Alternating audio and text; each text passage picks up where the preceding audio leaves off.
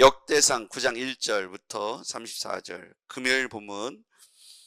온 이스라엘이 그 계보대로 계수되어 그들은 이스라엘 왕조실록에 기록되니라. 유다가 범죄함으로 말미암아 바벨론으로 사로잡혀 갔더니 그들의 땅 안에 있는 성읍에 처음으로 거주한 이스라엘 사람들은 제사장들과 레위 사람들과 니드딤 사람들이라. 유다 자손과 베냐민 자손과 에브라임과 므낫세 자손 중에서 예루살렘에 거주하는 자는 유다의 아들 베레스 자손 중에 우대인이 그는 암미옷의 아들이요 오므리의 손자요. 실로 사람 중에서는 맏아들 아사야와 그의 아들들이요 세라 자손 중에서는 여우엘과 그 형제 690명이요 베냐민 자손 중에서는 하스누아와의 증손 호다위야의 손자 무슬람의 아들 살루요 여로함의 아들 이브니야와 미그리의 손자 우시의 아들 엘라요 이브니야의 증손 르우엘의 손자 스바디아의 아들 무슬람이요 또 그의 형제들이라. 그들의 계보대로 계수하면 956명이니 다 종족의 가문의 우두머리들이더라. 제사장 중에서는 여다야와 여레야립과 야긴과 하나님의 성전을 맡은 자 아사랴이니 그는 힐기야의 아들이요 무슬람의 손자요 사독의 증손이요 무라야스의 현손이요 아이두베의 오대손이며 또 아다야이니 그는 여로함의 아들이요 바스올의 손자요 말기야의 증손이며 또 마아세니 그는 여디엘의 아들이요 야사라의 손자요 무슬람의 증손이요 무실레벳의 현손이요 임멜의 오대손이며 또 그의 형제들이니 종족의 가문의 우두머리라. 하나님의 성전의 임무를 수행할 힘있는 자는 모두 1760명이었더라. 레위 사람 중에서는 무라리의 자손 스마야이니 그는 하습의 아들이요 아스리 감의 손자요 하사바의 증손이며 또 박박갈과 헤레스와 갈랄과 마띠아냐이니 그는 미가의 아들이요 시그리의 손자요 아삽의 증손이며 또 오바댜이니 그는 스마야의 아들이요 갈랄의 손자요 여두둔의 증손이며 또 베라가이니 그는 아사의 아들이요 엘가나의 손자라. 느도바 사람의 마을에 거주하였더라. 역대상 9장 17절 문지기는 살룸과 악국과 달몬과 아히만과 그의 형제들이니 살룸은 그 우두머리라. 이 사람들은 전에 왕의 문 동쪽 레위 곧 레위 자손의 진영의 문지기이며 고라의 증손 에베야삽의 손자 고레이의 아들 살룸과 그 종족 형제 곧 고라의 자손이 수종드는 일을 맡아 성막 문들을 지켰으니 그들의 조상들도 여호와의 진영을 맡고 출입문을 지켰으며 여호와께서 함께 하신 엘라살의 아들 비느하스가 옛적에 그의 무리를 거느렸고 무셀랴의 아들 스가랴는 회막 문지기가 되었더라. 택함을 입어 문지기가 된 자가 모두 212명이니 이는 그들의 마을에서 그들의 계보대로 계수된 자요 다윗과 선견자 사무엘이 전에 세워서 이 직분을 맡긴 자라. 그들과 그들의 자손이 그 순찰을 쫓아 여호와의 성전 곧 성막문을 지켰으며 이 문지기가 동서남북 사방에 섰고 그들의 마을에 있는 형제들은 이레마다 와서 그들과 함께 있으니 이는 문지기의 우두머리 된 레위 사람 넷이 중요한 직분을 맡아 하나님의 성전 모든 방과 곳간을 지켰습니다. 그들은 하나님의 성전을 맡은 직분이 있으므로 성전 주위에서 밤을 지내며 아침마다 문을 여는 책임이 그들에게 있었더라. 그 중에 어떤 자는 섬기는 데 쓰는 기구를 맡아서 그 수요대로 들여가고 수요대로 내오며 또 어떤 자는 성소의 기구와 모든 그릇과 고운 가루와 포도주와 기름과 유향과 향품을 맡았으며 또 제사장의 아들 중에 어떤 자는 향품으로 향기름을 만들었으며 고라 자손의 살롬의 맏아들 마띠아디아라 하는 제 레위 사람은 전병을 굽는 일을 맡았으며 또 그의 형제 그앗 자손 중에 어떤 자는 진설하는 떡을 맡아 안식일마다 준비하였더라. 또 찬송하는 자가 있으니 곧 레위 우두머리라. 그들은 골방에 거주하면서 주야로 자기 직분에 전념함으로 다른 일은 하지 아니하였더라. 그들은 다 레위 가문의 우두머리이며 그들의 족보의 우두머리로서 예루살렘에 거주하였더라. 아멘. 네. 오늘 이 말씀을 통해서 우리에게 주시는 은혜가 있기를 주의 이름으로 축복합니다. 오늘 이 말씀을 보면 이들이 포로로 끌려갔다는 사실을 말씀해 주고 있어요. 1절 말씀 보겠습니다. 역대상 9장 1절 함께 읽겠습니다. 시작. 온 이스라엘이 그 계보대로 계수되어 그들은 이스라엘의 왕조실록에 기록되니라. 유다가 범죄함으로 말미암아 바벨론으로 사로잡혀 갔더니. 자, 거기에서 보면 유다가 범죄함으로 말미암아 바벨론으로 사로잡혀 갔다. 유다의 범죄는 무엇을 말할까요? 왜 이렇게 유다가 범죄함으로 바벨론에 사로잡혀 갔을까요? 그것은 우리에게 교훈하는 것이 무엇일까요? 하나님께서 우리에게 말씀하시는 것은 그들의 정체성의 위기에 빠졌다는 것이죠. 이들이 하나님의 백성, 하나님의 부름받은 하나님의 백성이라는 정체성을 상실하니까 이들이 하나님 앞에서 자신들이 어떤 존재인지 신앙 공동체의 중심과 그 정체성이 흔들리니까 이들이 결국은 하나님 앞에 우상 숭배의 죄에 빠지게 됐다는 거예요. 그래서 포로됨의 이유를 보면 왜 이들이 바벨론의 포로로 끌려가야 했는가? 이들이 자신이 신앙 정체성을 잃어버리는 순간, 그들이 중심이 흔들리는 순간 그들은 하나님 앞에서 이렇게 범죄할 수밖에 없었고, 이 우상 숭배의 죄로 말미암아 그들이 바벨론의 포로가 될 수밖에 없었다. 그래서 우리는 여기에서 늘 우리의 정체성, 우리 공동체의 중심을 항상 확인해 봐야 합니다. 우리 신앙의 좌표가 지금 어디쯤 와 있는지, 내가 지금 어느 지점에 서 있는지를 항상 점검하는 것이 중요하겠습니다. 우리 교회가, 우리 민족이, 내 가문이, 또 내 가정이, 내 자신이 신앙의 어느 지점에 서 있는가, 내가 하나님 앞에서 세상에 쏠려 있는지 하나님과 가까운지를 늘 우리의 삶의 중심을 살펴볼 필요가 있겠습니다. 우리가 누구입니까? 우리는 하나님의 자녀입니다. 한번 따라해 보겠습니다. 나는 하나님의 자녀다. 여러분, 우리가 하나님 앞에 부름받은 자녀라는 정체성을 흔들리게 되면, 그것이 우리 안에서 중심을 잃게 되면 한쪽에 쏠리게 되죠. 이들의 세상에 쏠리고 우상에 쏠렸을 때 하나님은 그들을 바벨론의 포로가 되게 하신 겁니다. 왜 그랬을까요? 하나님께서 그들을 지키셨기 때문에 그들의 흥망성쇠가 이렇게 좌우될 수 있었는데요, 하나님과 멀어지게 되고 하나님과의 동행을 포기하며 하나님의 지지를 잃어버리는 순간 그들은 바벨론의 포로가 되고 하나님 앞에서 그 모든 것들을 고통스럽게 배우는 시간들을 갖게 될 수밖에 없었다. 그 모든 역사의 주관자는 하나님이시죠. 포로되게 하신 분도 하나님이시고 포로에서 돌아오게 하시는 분도 하나님이시죠. 절대 주권이 하나님께 있음을 잊지 말아야 합니다. 그것이 우리의 신앙의 정체성의 핵심이죠. 인생의 생사화복, 흥망성쇠는 하나님께 있다는 사실을 믿으시기 바랍니다. 그래서 바벨론의 포로가 된 것은 메시지가 담겨 있다는 것이죠. 유다가 범죄함으로라고 되어 있습니다. 그래서 하나님께서 바벨론의 포로가 되는 것을 허락해 주셨다. 참새 한 마리도 하나님이 허락하시지 않으면 그것이 땅에 떨어지지 않습니다. 하나님께서 드레핀 백합화도 먹이시고 입히시고 비를 내려서 그들 가운데 살게 하시는 것이 하나님이시잖아요. 전능하신 하나님이 모든 역사의 주관자가 되십니다.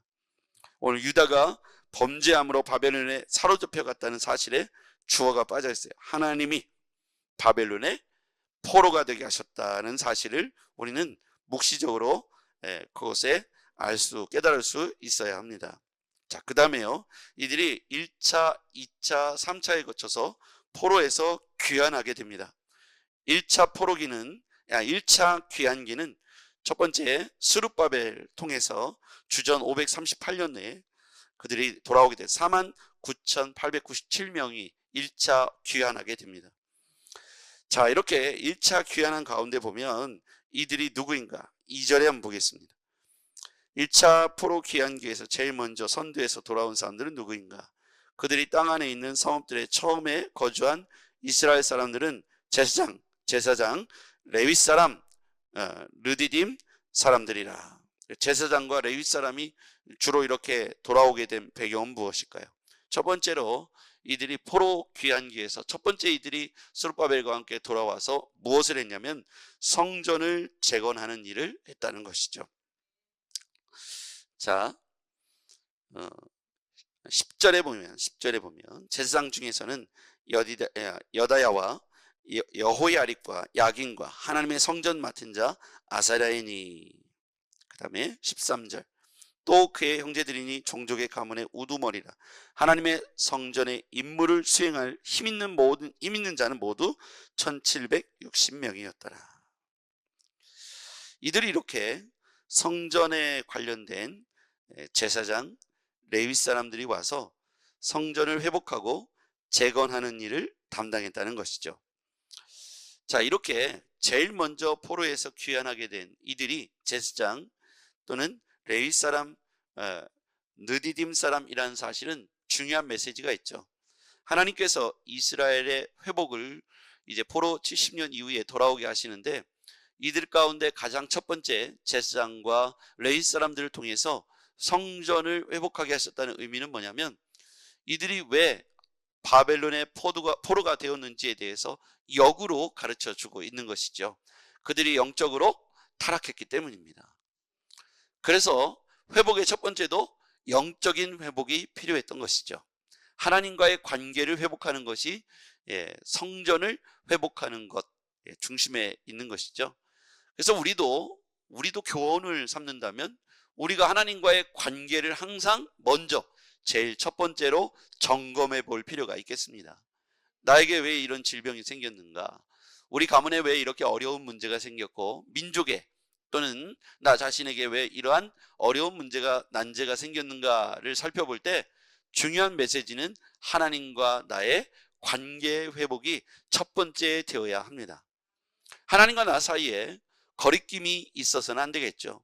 죄의 문제는 없는지, 내가 하나님 앞에서 범죄한 것은 없는지 항상 나를 살펴볼 필요가 있겠습니다.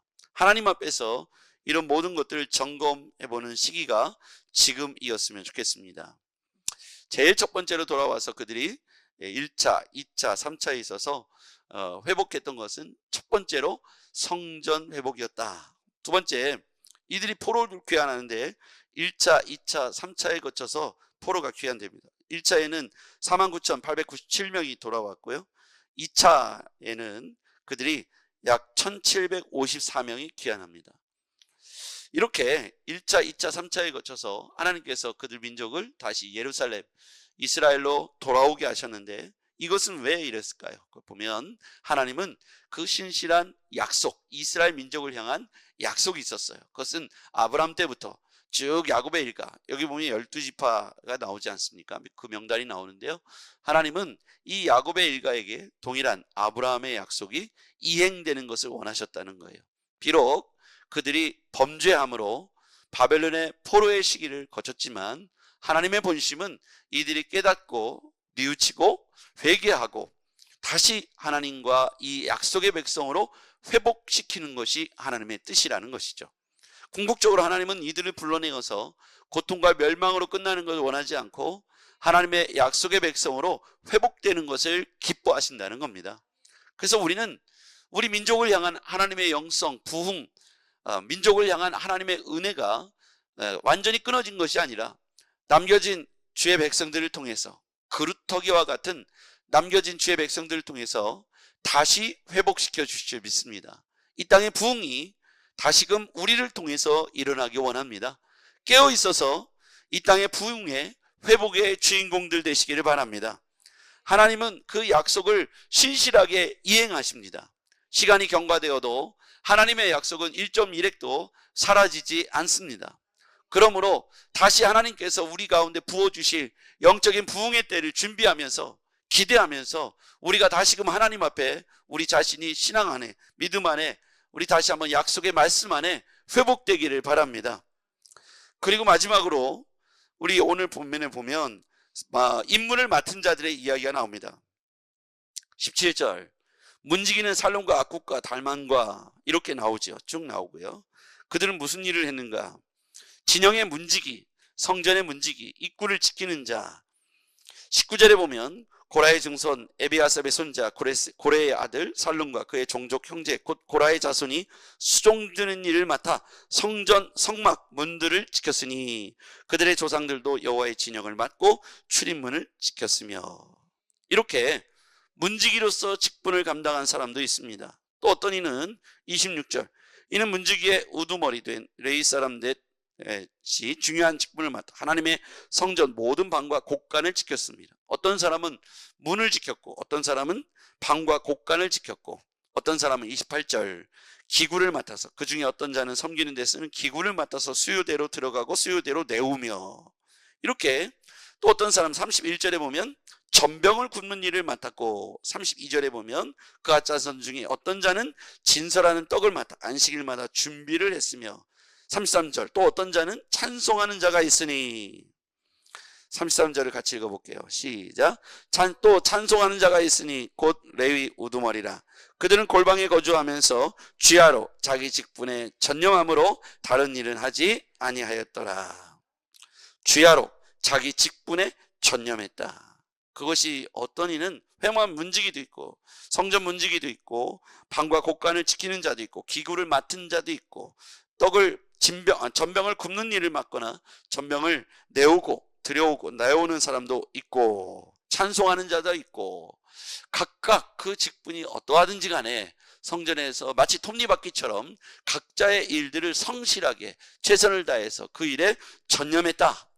여러분, 여호와의 공동체는 이와 같이 톱니바퀴같이 어느 곳에 또 어떤 톱니가 중요한 것이 아니라 자기 맡겨진 자리에서 충성을 다하는 것이 공동체, 연합체의 핵심이라는 것입니다. 오늘 있는 우리의 그 자리가 우리가 지켜야 할 자리며, 이가 빠져서는 안 되는 것이죠. 톱니에 이가 빠지면 헛바퀴를 돌지 않습니까? 아무리 위대한 전차도 엔진이 혹은 모든 바퀴들이 아니면 모든 체인들이 하나로 이렇게 같이 유기체가 되어서 움직이지 않으면 덩치가 크고 아무리 멋진 차도 움직이지 않는 것처럼, 아무리 큰 교회도 아무리 작은 교회도 그 안에 있는 연합체의 구성원들 한 지체 한 사람 한 사람이 각 맡은 자리에서 톱니바퀴처럼 그 일을 성실하게 이 빠지지 않고 감당하는 것이 중요합니다. 하나님의 공동체는 우리 모두를 통해서 연합과 일치 그리고 하나됨을 이뤄내기를 기뻐하십니다. 포로가 되어서 그들이 예루살렘 성을 돌아와서 성전을 재건하고 다시금 영적 각성을 하며 할 때 그들이 각각 맡은 자로서 자기 일에 성실과 직분을 다하고 조상 대대로 내려오는 그 직분들을 귀한 것으로 여겨서 하찮게 여기지 않고 성전 문을 맡든 방의 곳간을 맡든 진설병을 맡든 아니면 찬송을 하든 각자의 위치에서 정말 직분을 최선을 다해서 감당했다는 얘기는 우리 공동체가 해야 할 모든 좋은 모습들을 이것을 통해서 가르쳐주고 있습니다. 오늘 우리가 연합과 일치 그리고 영성, 성전의 회복, 오늘 말씀이 우리에게 교훈하는 내용입니다. 하나님의 약속은 오늘도 신실하십니다. 지금도 지키고 계십니다. 우리가 비록 포로의 시기를 간다 할지라도 아니면 고통의 시기를 지나간다 할지라도 그것이 하나님께서 우리를 향한 계획과 섭리가 단절되고 포기되고 끊어졌다는 뜻이 아니라 그루터기와 같은 자를 남겨놓아서 그 일을 오늘도 행하실 줄 믿습니다. 기도하시겠습니다. 전능하신 아버지 하나님, 감사합니다. 오늘 말씀을 통해서 우리가 하나님 앞에서 회복됨과 그리고 각각 맡은 자로서 일치와 연합을 말씀해 주셨습니다. 하나님, 오늘 말씀과 같이 우리의 삶에서 연합과 일치를 통해 하나님께 영광 돌리는 모든 지체들이 되게 하옵소서. 예수 그리스도의 이름으로 기도합나이다. 아멘.